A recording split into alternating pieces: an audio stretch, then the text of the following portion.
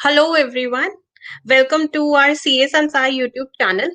Today we are going to cover a very interesting topic, COVID-19 pandemic. So what all accounting and auditing considerations we need to keep in mind after this pandemic has struck. So this pandemic has led to a lot of changes in various areas, but yes, as an auditor, what are the things we need to keep in mind while doing audit of all the clients? So I will just give you a brief in this video about the accounting and the auditing considerations that we need to keep in mind when we are doing the audit of clients in this virtual world. Okay, let's begin. So as we all know that coronavirus outbreak continues to evolve rapidly with among the entire nation and even worldwide, although many measures are being undertaken, but still there has been extensive disruption to business and financial markets around the world. Now, in this scenario, what are the considerations that we need to take? So we will start first with the accounting considerations. Let's talk about revenue recognition. It is the most important area for any financial statements. The top line is the one that everybody looks at. Now, what do you think, they have impacted revenue recognition with this pandemic? Yes. So the one thing that we need to keep in mind is the variable considerations. So as you can see in Ind AS 115, the very important part is the transaction price, right? We need to determine the transaction price, and which has two elements. One is the fixed consideration and second is the variable considerations, which can include discounts, price concessions, performance bonus and penalties. Now you need to sometimes make a lot of adjustment to the transaction price depending upon the facts and circumstances. Now, in line with the requirement of the standard to disclose the nature, amount, timing, and uncertainty of revenue and cash flow, we will need to provide sufficient information to users to understand how this pandemic has impacted the revenue estimates which were made by them, because we need to assess this every year. So the estimates made for the previous year need to be reassessed in line with the pandemic that has struck us, right? Moving on to the next very important part of revenue recognition is the existence of contract. Now, where goods and services are being rendered to customers who are based in regions which are significantly impacted by COVID, we will need to evaluate the recognition of revenue around these contracts. And then we also need to assess the recoverability from these customers in case we enter into a revenue contract with them, right? So these were the two important areas concerning around the revenue recognition accounting treatment. Moving on, some other areas which can be deeply impacted are: one is taxes. So we all know while making deferred taxes in the financial statements, we take the virtual certainty, right? Which needs to be reassessed for the companies with global presence. They need to consider the likelihood of change of foreign subsidiaries which are based out in the areas which are most impacted by COVID-19. In some jurisdictions, companies may also be granted tax waivers by the government, which will need careful assessment of eligibility and the consequential impact on tax provisioning for that matter. Next, when we talk about contingent liabilities, companies can anticipate losses depending upon the reduction in demand. So we also need to see whether we need to recognize any contingent liabilities in line with the COVID-19, right? Moving on, as we all know, due to significant losses, the one thing that, majorly hits the financial statements is the insurance claim. Insurance policies for loss of profits or business closures generally cover losses of gross profits or reimbursement of certain expenses for a period which the company is unable to conduct its usual operations. We all know there was a lockdown for certain months in all parts of the world. Now, as the business suffers due to COVID-19, it is very likely that there will be increased insurance claims. Now, admissibility of these claims will depend upon whether your policy includes claims towards losses incurred on communicable diseases or nature of expenses that can be claimed. So, in this case, insurance claim filed by the companies are not only contingent assets as per Ind AS 37 until such time the claim is accepted by the insurer. So, until then, you cannot recognize insurance claim in your books of accounts. Right.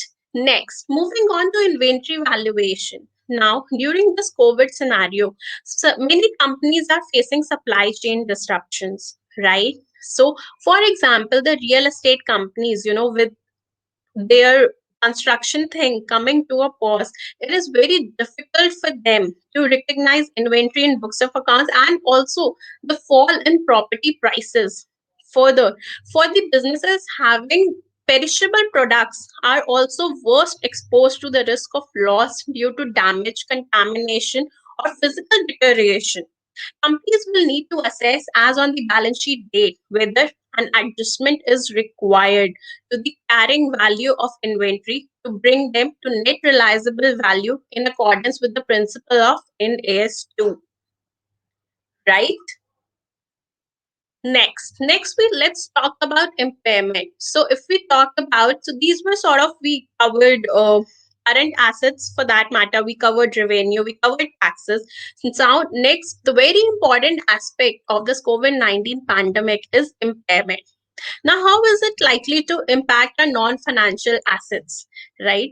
Decrease in market prices and reduced demand can largely impact entities' estimate of future cash flow projection, which can indicate reduction in recoverable amount of any cash generating unit. So company will also have to see, if their cost of production is high, they need to replace their existing supplier or maybe move their operations to another region for that matter. Now, what are the impairment indicators in this? If the company's operations are significantly impacted by the pandemic and where it is assessed that the outbreak is an event that is likely to have an impact on recoverable value of a reporting unit, impairment assessment should be undertaken for the impairment of assets for that matter. Then we have already spoken about change in estimates and change in assumptions. While doing the assumptions and estimates for your future cash flow projections, the estimates or the assumptions that you would have taken last year needs to be reconsidered and reassessed owing to the pandemic situation in different regions, right? Next, if we talk about financial assets, the investments that we have done in debt and equity, which are carried on fair value as per Ind AS 109, they are likely to suffer significant volatility. As we can see, market is moving very significantly up and down due to this pandemic, which has caused volatility in global and domestic markets, rendering its impact on fair value of all the investments for that matter. If the asset is measured at a fair value basis on quoted price in active market, the relevant prices are those which are existing at the balance sheet date. So for the financial period ending March 20, we will have to reassess the fair value existing on that date. Next, very important part is around the trade receivables, the expected credit loss that we book based on in AS9 needs to be reassessed. Company should consider whether credit risk has significantly increased due to a loss resulting from this pandemic and the decrease in the fair market value of these assets. The standard requires entity to use reasonable and supportable information that is available. So in this situation, with includes forward-looking information as well, bearing in mind the impact of COVID-19. We also have to see the debtors which are severely and significantly impacted due to this COVID pandemic. The next areas which can also feel impact of COVID-19 and we need to reconsider their accounting can be around. One is hedge accounting. We will need to reassess whether we still need to keep our hedge, since we are considering that the prices have fallen. Maybe the forward contracts that we have taken, the spot rate is actually at par with what the contract value we put in. So one thing we also need to do is the hedge effectiveness assessment. The current volatility in markets may result in entity, requiring to rebalance their hedge, discontinuing hedge accounting if they are no longer found to be effective. Next, as a result of disruptions in business, the entities may also encounter higher operating costs. So many companies will need to restructure their debt for that matter. We also know that government also took various measures to reduce the interest rates and everything. But despite that, all of these situations may force the entity to seek changes in terms of existing debt arrangements or maybe obtain waivers if they no longer satisfy the debt covenants, right? Now, we also have, as we know, the COVID pandemic struck all of us post December 19. Now, for the financial statements of December 19, do we really have to report anything? Yes. If we go with the events after the balance sheet date, we always need to assess whether it is an adjusting event or a non-adjusting event. Since there were no conditions existing as on 31st December 19, it becomes a non-adjusting event and does not affect the financial statements for 31st December 19. Now, if we come to the financial statements as at 31st March 2020, all the information that becomes available with the financial statements as on the balance sheet date needs to be reported, right? Since the condition existed as of 31st March, the financial statement as of that date should be adjusted for any changes in estimates resulting from COVID-19 outbreak to the extent that they are determinable and as feasible thought by the management, right? Moving on, the very important aspect of COVID-19 pandemic moves to going concern reporting for any entity. There can be a significant impact on the evaluation for the appropriateness of going concern assumption. For the affected companies, management should assess potential implications. Maybe there's a closure of their facilities or the capacity has been not fully utilized. There has been retrenchment of the employees. There's a significant impact on the customer base in the impacted regions. Where the company has any of the components located in regions affected by COVID-19, maybe such as China, Italy, management should evaluate the impact of going concern situation for that component.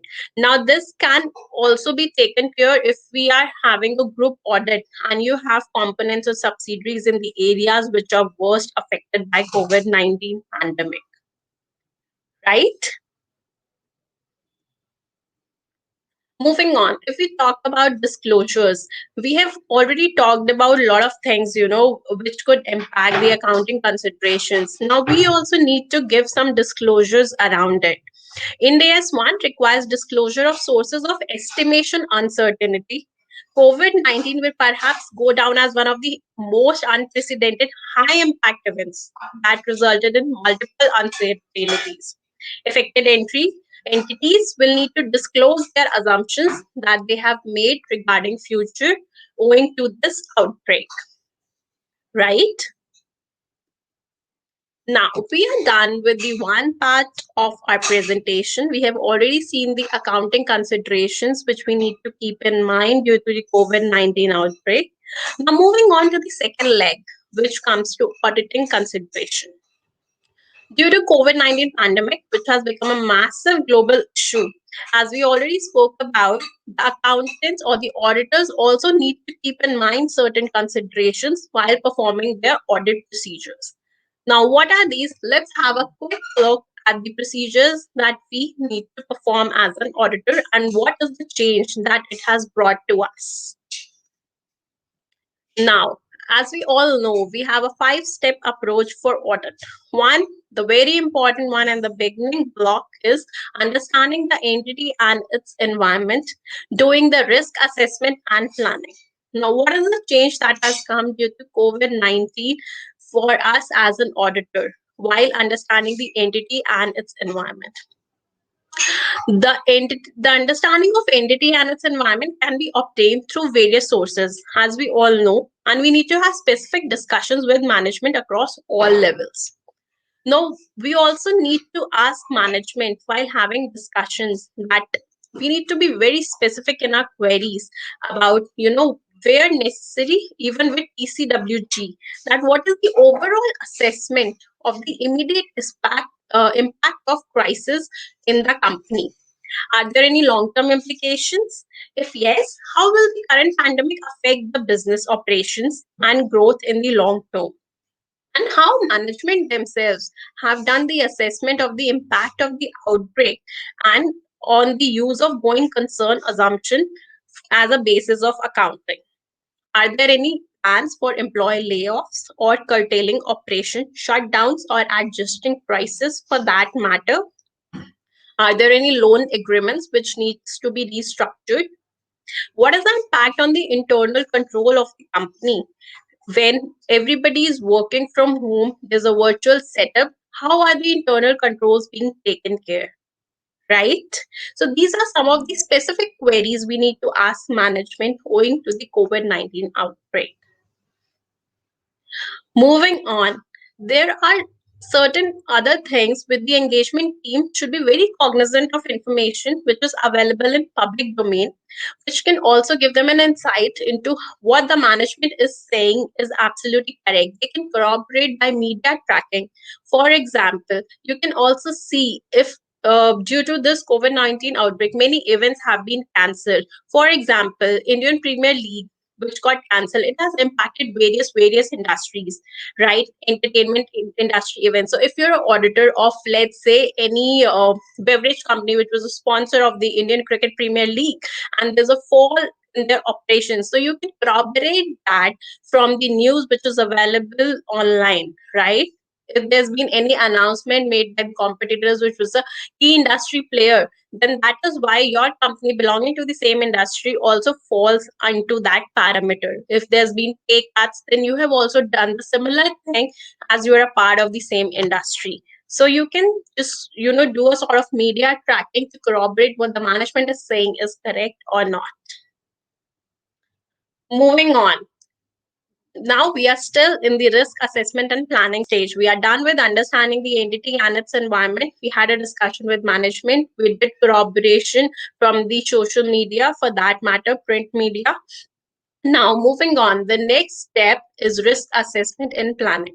Now, risk assessment includes identifying and assessing the risk of material misstatements obtained by understanding entity and its environment.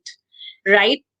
Here, the global COVID-19 pandemic can result into additional factors for entities, which have local operations or global operations. Now, what are these factors? These factors could be supply chain interruptions, employee absences, decrease in global demand, fair value determination issues, travel and trade restrictions. All these form the factors which has sort of affected the operations locally and globally. It is very important for us to understand these factors while doing our risk assessment and planning. Also, we need to consider that performing work in this virtual setup leads to increased risk of errors. There's a change in the working conditions due to lack of supervision and oversight at the client place, right? Moving on, there's also an increased risk of fraud. Why? Because there's an increased opportunity to commit fraud due to lack of segregation of duties.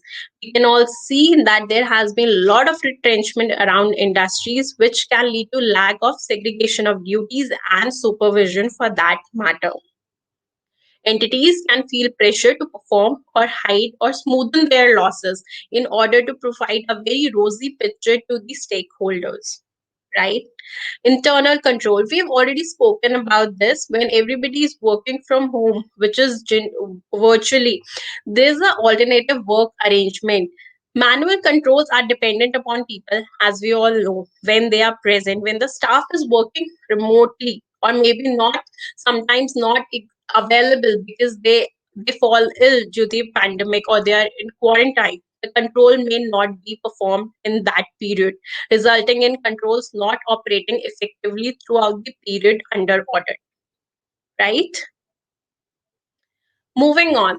Now we have understood the entity and its environment. We have done our risk assessment and planning. Now the third step comes, how do you respond to those risks?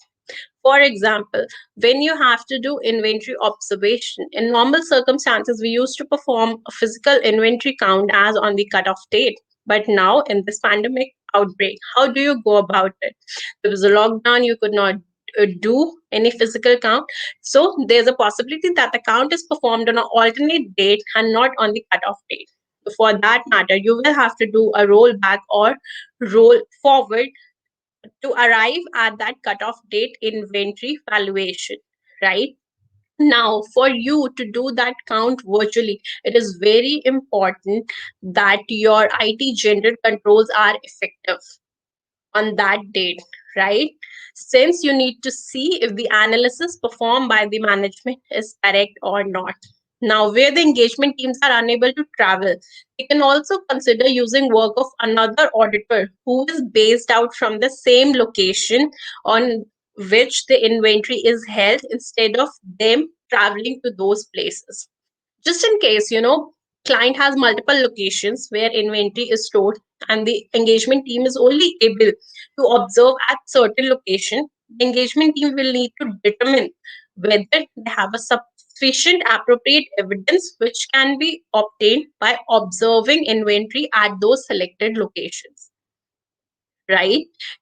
If due to COVID-19 virus, attendance at physical inventory count is impracticable, the engagement team will need to perform alternative audit procedures so as to ensure that they have sufficient appropriate evidence regarding the existence of inventory as on the cutoff date.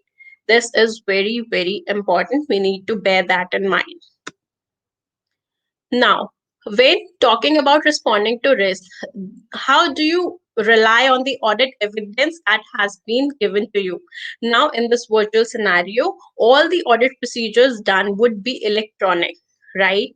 So, you need to be very vigilant of the audit evidences that are being given to you. For example, if you're obtaining scanned copies of invoices for performing price testing, it is very important to note that these are just obtained from the original documents, right?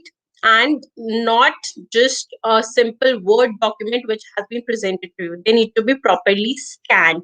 There has to be proper signatures around it. So you need to be very, very skeptical while obtaining the audit evidences electronically.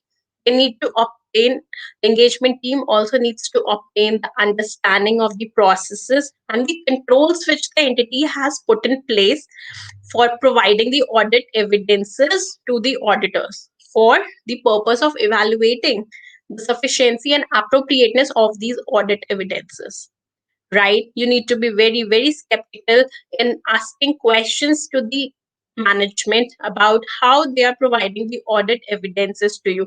For example, maybe you can just see the client extracting bank statements in front of you rather than he sending you the bank statement in Excel. That is not acceptable, right? Now, next, we've already spoken about estimates earlier in this presentation. Again, how do you audit this management estimates which have been provided to you? One of the most significant implication would be the substantial increase in the quantum and complexity of management estimates. Now, due to these increased complexities, we may need to rely on the estimates made by management. But further, we also need to consider the degree of estimation uncertainty associated with these estimates. right? This may require management to use assistance of experts in making complex estimates, and correspondingly, engagement teams may also need to involve auditors expert in evaluating the work of management expert for that matter. The engagement team will need to be very mindful of the risk that management estimates give rise to, including the fraud risks, right? Next, if we go on to the reporting part of it, we also need to talk about disclosures. Considering the extensive disclosures with various aspects around the financial statements in view of the COVID-19, the auditor's responsibility relating to other information requires engagement team to read and consider other information that is materially inconsistent with the financial statements. The disclosure made elsewhere in the annual report about the financial risk associated with COVID-19 outbreak needs to be consistent with those given in financial statements. Right? We're clear up till here. Let's move on. Now, how have we have already spoken about responding to assessed risk. We have spoken about the audit evidences, how we need to be skeptical, what are the disclosures we need to keep in mind. Now, the very important part again is the going concern, around which we have already spoken from the accounting point of view. Now, if we talk about the auditing point of view, there are many possible indicators which follows and can trigger detailed evaluation of events or conditions that can cast significant doubt over entities' ability to continue as a going concern, like economic slowdown, violation of debt covenants, operational restrictions, shutdowns, decline in market capitalization, right? So, how do we report and communicate that in our audit report? Right? Because engagement team is responsible for expressing an opinion on the financial statements. Now, the pandemic can cause delays and disruptions in performing the work. So earlier, you may be able to complete your audit maybe in 2 months, but now it may take you up to 3 months or 4 months. For that matter, SEBI has also issued a circular on 19 March to grant temporary relaxations for compliances with certain provisions of SEBI, which can give engagement team time to complete their work, and corporate sector is also required to play a key role in implementing the strategic policy and cooperating with the auditors for that matter. Now, this was around the listed entities. For non-listed entities, the engagement team should consider the driver behind the reporting deadline and consider discussing with those charged with governance whether reporting deadline can be adjusted to enable the engagement team to obtain sufficient and appropriate evidence, right? There can be some other considerations for that matter. Management may have change of plans for refinancing or acquisitions or maybe new products. Additional follow-up discussions may need to be taken place to verify the responses to the original inquiries are still valid or not, right? So these are certain things we need to keep in mind while we are moving to reporting and communicate stage of our audit process. Moving on. So in I think we have already covered the group audits for that matter earlier in our presentation when we were talking about the going concern. If you have any subsidiaries or branches for that matter in areas which are worst affected by COVID-19 outbreaks, such as China, Italy, the group engagement team will have to consider the implications of travel restrictions for their work, right? The group engagement team may wish to discuss with the management how the business has been impacted and how management intends to obtain the information they need for the purpose of preparation of consolidated financial statements, right? Now, last but not the least, very important topic is around the key audit matters. As we all know, key audit matters needs to be reported as a part of audit report. Now, COVID-19 pandemic is one significant event for many industries, and its impact may result in higher assessed risk of material misstatements, management judgments. This can cause some matters to be identified as most significant for the audit and identified as key audit matters for current year, right? Now, as far as subsequent events are considered, we have also covered that in part A of our bulletin. There need to be significant judgments involved in segregating adjusting subsequent events from non-adjusting relating to impact of COVID-19. So I believe this session was useful for all of you in determining the various accounting and auditing considerations which we need to keep in mind while performing our audit procedures during this COVID-19 pandemic.